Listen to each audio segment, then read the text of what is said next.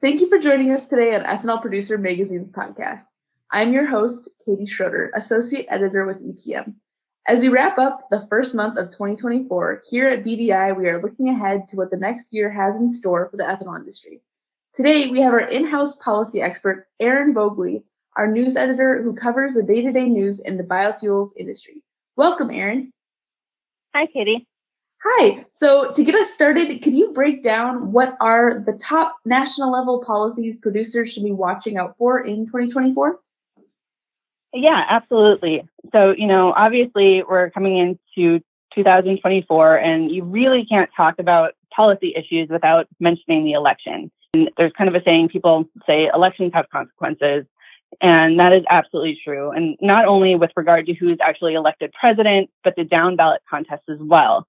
And so I think one thing that is really kind of fairly unique with the biofuels industry in general and the ethanol industry, very specifically, is that our congressional support doesn't necessarily come from one side of the aisle or another. It's not Democratic or, Republican.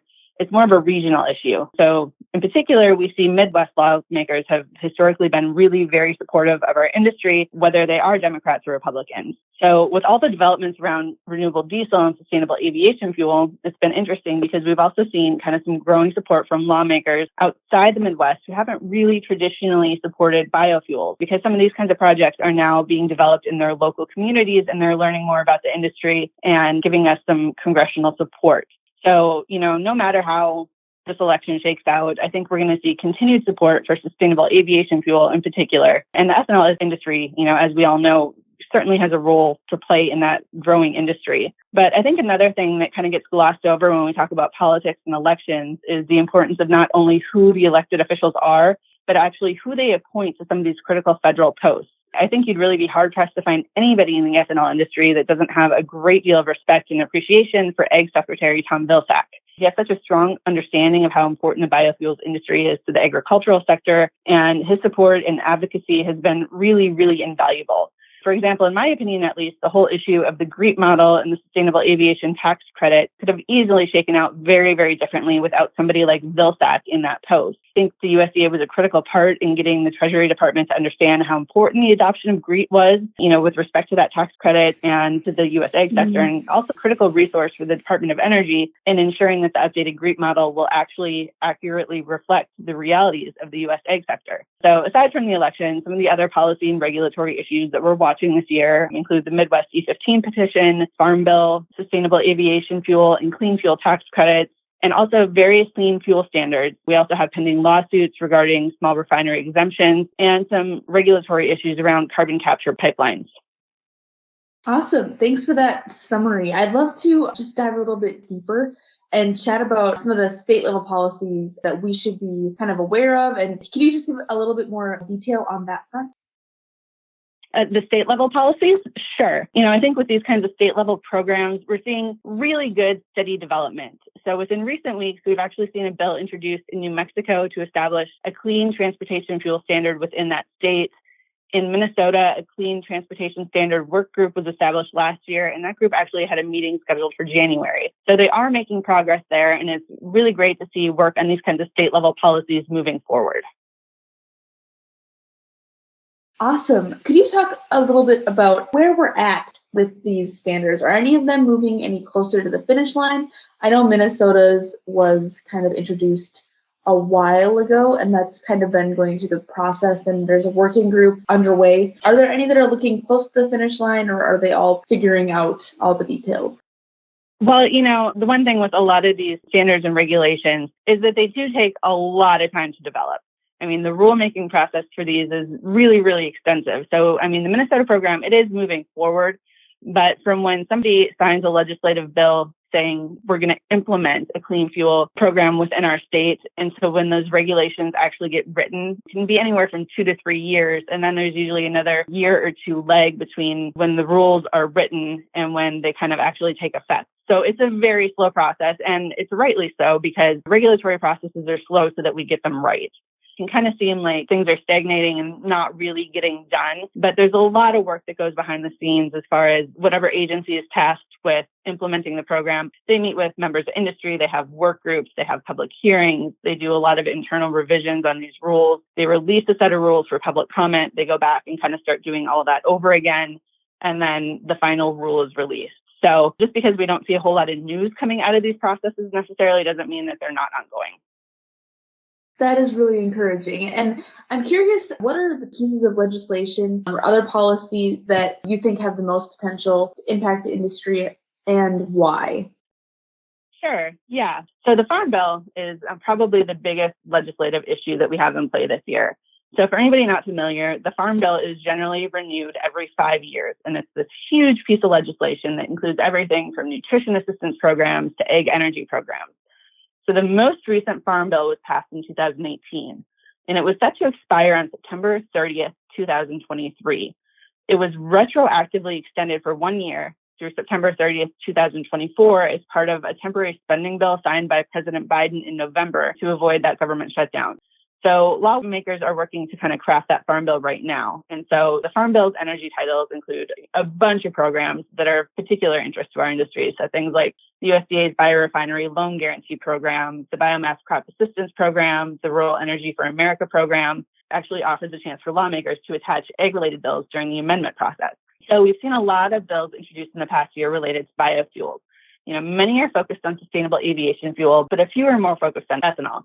Fairness Act, which focused on boosting opportunities for FSVs. And then there's the Next Generation Fuels Act, which would essentially create kind of a national high-octane, low-carbon fuel standard. Bills to enable year-round E15 on a national basis. We had the Farm to Fly Act and the Farm to Fuselage Act, which are both focused on sustainable aviation fuel. Then there was actually the Sustainable Aviation Fuel Act, which would create a low-carbon fuel standard specifically for the aviation industry, and then expand some of the existing sustainable aviation fuel tax credits. Another example would be the Agricultural Biorefinery Innovation and Opportunity Act, which would update the USDA's Biorefinery Loan Guarantee Program. So you have all those bills, and it's not very common for bills like that to get a whole lot of traction as individual pieces of legislation. It's much, much more common for some version of that legislation to be kind of folded into a bigger legislative package, like a spending bill or the Farm Bill. So the Farm Bill will offer kind of a decent opportunity for those kinds of bills to be folded into it as part of the amendment process. And I think in particular, we'll see some provisions added to the Farm Bill that were related to sustainable aviation fuel, because that's where a lot of the political will kind of seems to be right now. We're all in the ethanol industry hoping for good news, the upcoming Farm Bill. And the other thing that I've been seeing making a lot of headlines kind of alongside the Farm Bill is these small refinery exemptions and the fights going on in the courts with lawsuits for upholding the dismissal of those exemptions. And I'm curious if you could kind of just update us on and go over the importance of small refinery exemptions and kind of the need for lawsuits against them. So sure, the small refinery exemption program has been a bit of a troubled spot as far as federal policy. So several small refineries challenged recent denials handed down by the EPA, and those challenges are ongoing. So we really don't know how it's going to shake out. Those processes can be very, very long. The trade groups, Renewable Fuels Association and Growth Energy, are very, very involved in those lawsuits. So the results of those challenges, they will have implications for the EPA's SRE program. So we're going to have to kind of wait to see how those shake out and how the appeals process shakes out before we really know what that impact would be. But I do think that one thing we don't really talk about as much is how transparency in the small refinery exemption program has actually improved. I think it was actually 2018 when the EPA began to publish data on SRE petitions. And before that, we really had no idea how many were being filed or how many were being approved by the agency. Since then, the agency has made kind of incremental improvements on the SRE data it is publishing. Starting earlier this year, actually, the EPA began to publish the names of small refineries seeking waivers. Before that, it was just raw data on how many petitions had been filed and how many had been denied and how many had been declared ineligible or how many had been approved. So the step the EPA has taken to actually publish the names of the small refineries seeking these waivers is, in my opinion, really, really huge. We finally have some transparency over who is actually filing these requests, but we haven't had in the past. Yeah, that is encouraging. And the next topic that I'd love to hear your thoughts on is carbon capture and sequestration. And I'm just curious if you have any news, updates, thoughts on what we can see or expect or hope to see from the policy standpoint around carbon capture and sequestration in 2024. Yeah, sure. So, obviously carbon capture and storage is a huge issue for ethanol producers. I mean, there's a huge opportunity there, but it's also kind of challenging to develop some of these projects. We have such a huge potential to capture carbon from our facilities and either sequester it underground or use it for some sort of other purpose.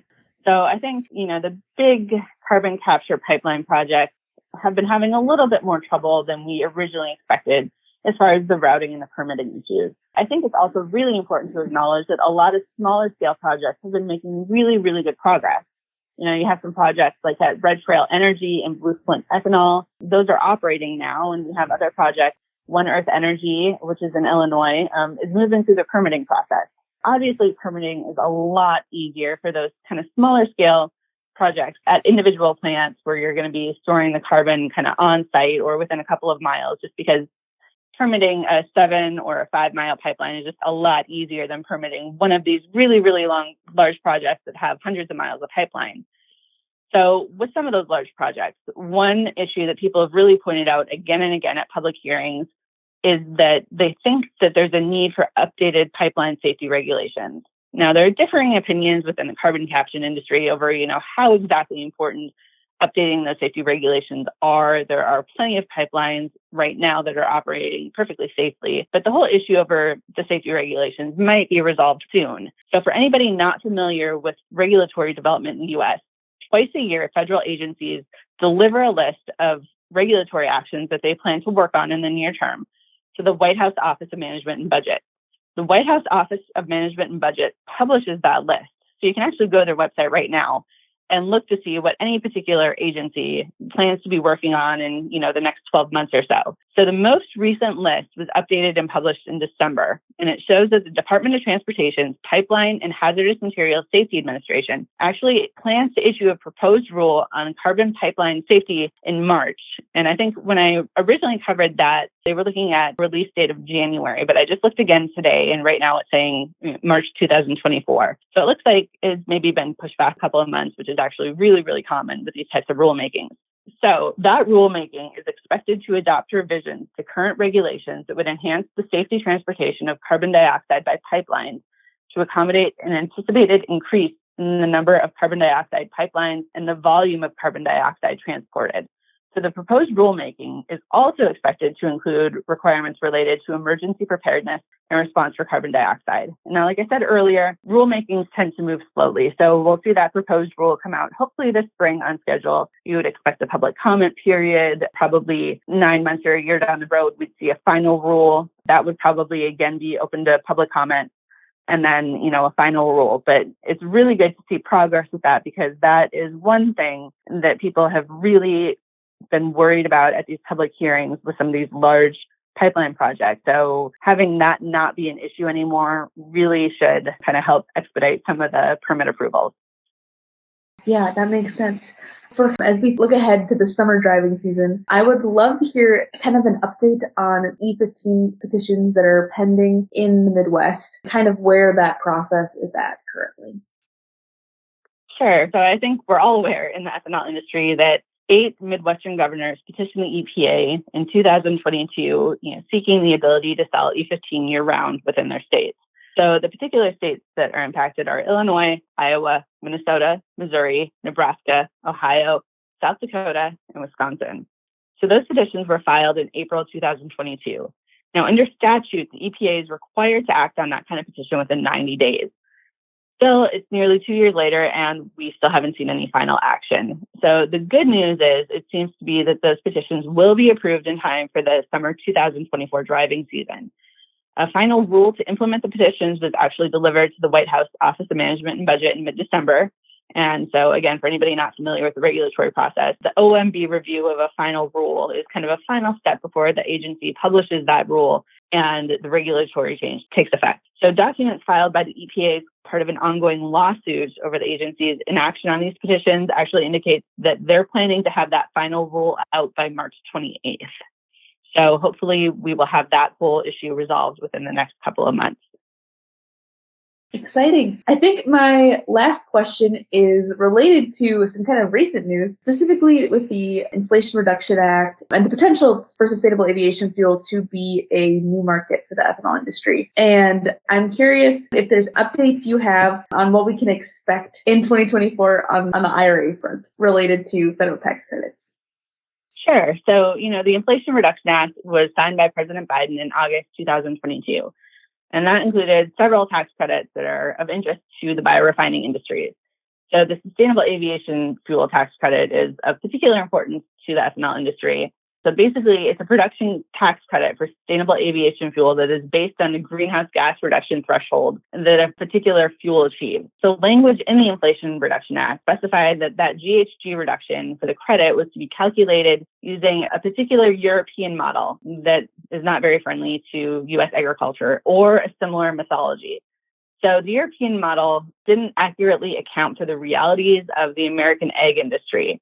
The Department of Energy's GREET model does. And so in December, the Treasury Department did issue guidance that it will officially allow an updated version of GREET to serve as an alternative modeling system for the sustainable aviation fuel tax credit. So that updated model is currently being developed and is scheduled to be released by the Department of Energy by March 1st. So once that updated model is released, we'll be able to see exactly how ethanol-based sustainable aviation fuel would stack up as far as greenhouse gas reduction for the purposes of the credit. So now what we don't talk about as much is the Inflation Reduction Act also included other credits that may be of interest to those in the biorefining industry. So you have the clean hydrogen tax credit and the clean fuel tax credit are two particular tax credits that are of interest. The Department of Treasury in December actually also released guidance on the clean hydrogen tax credit, which includes information on how biogas-based feedstocks will measure up. So hydrogen is a very important ingredient in a lot of sustainable aviation fuel. So that could be of interest. And then also the clean fuel tax credit actually replaces the sustainable aviation fuel tax credit starting in 2025. So Treasury has yet to issue guidance on that credit. I would anticipate that that's something we'll see in the next year. Awesome. That's exciting. Thank you so much for your time, Erin. Really appreciate your insight as to what we can look forward to in 2024 on the policy front. Thank you so much. Absolutely. Thank you so much, Katie.